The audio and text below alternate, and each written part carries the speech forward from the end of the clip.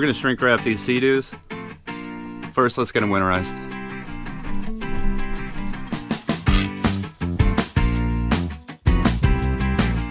It's raining. It's like just a small blip here. Hopefully it stops soon. I feel like it's, I mean, it doesn't look like it's gonna stop, does it? For tools, we'll need the Shrink Fast 998 torch. And this thing is just like the gold standard for shrink wrap torches. This thing's like a jet engine. It's pretty badass. We're gonna need propane, obviously, and I use welding gloves. I got this welding sleeve that I put on, so it keeps me from burning the hairs off my arms. The wrap that I'll be using is 14 feet wide, and it comes in a roll that's 128 feet long, and this is 7mm thick.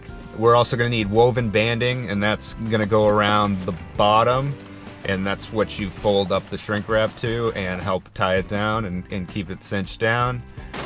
You're also gonna need a sharp knife. I just use regular razor blades. Put a fresh blade in there. That's always gonna help.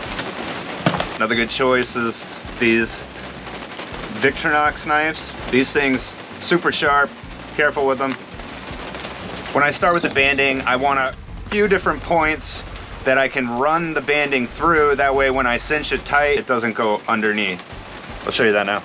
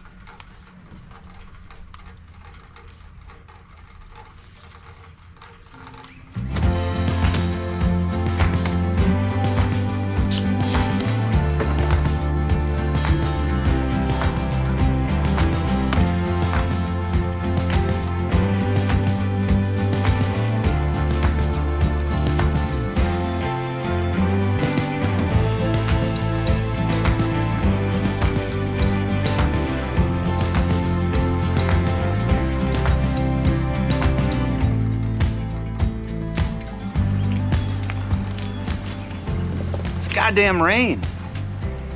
Blue skies everywhere except right here.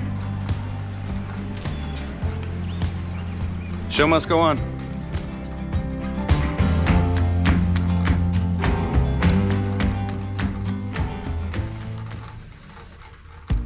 The next step is to trim off the excess. I want to go to those points where I put those anchor tie downs. And I'm going to put a vertical slice there. That way I can tuck the wrap up underneath. And then once it's all tucked underneath, I'll tighten it up with the ratchet. And then I'll go by with the sharp knife and leave only about, 4 to 6 inches underneath the banding all the way around. This plastic sticks to itself when it gets hot enough.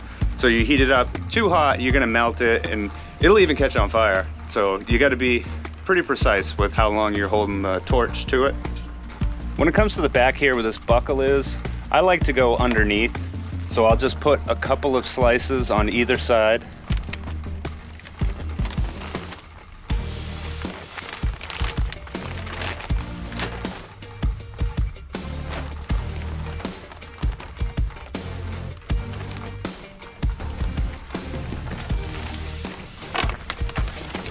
To do the same thing in the front, where I know like the middle, where most of the water is going to be coming down and there's no rub rail there, I just cut a section off, tuck it underneath. It works good. What I've noticed is if you just do it the other way, that's where they start to unravel. And I think it is because the water's getting in there and separating. So when you just, because there's no actual glue, you're just melting the plastic and sticking it to itself.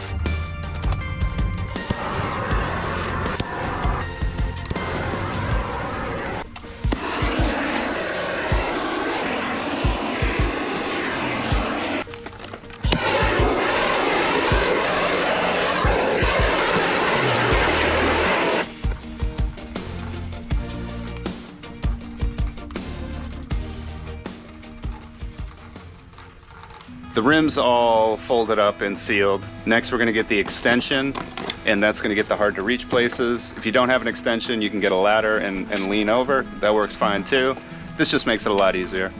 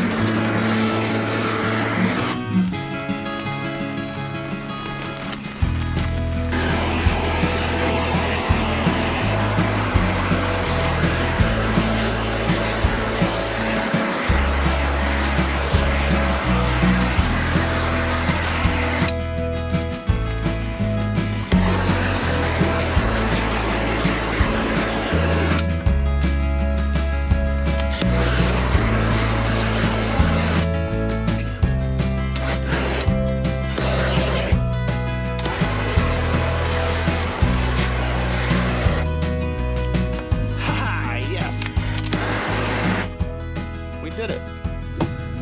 Well, that sucked, but it's over now. Maple Dog, you ready to go home? Yeah, buddy, me too. Let's go get some eat. Stop it. You're wondering whether you should shrink wrap your jet skis. Let's talk about it.